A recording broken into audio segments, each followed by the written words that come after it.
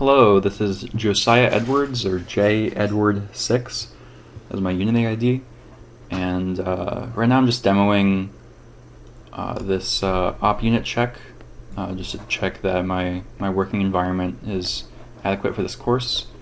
And yeah, I'm passing all checks except the ones related to Vim down here, and I tried everything with those.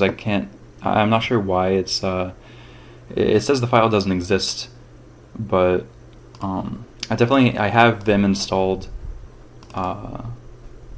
and I have made sure to turn the syntax on and set the paste toggle, the two things that op unit wanted me to do.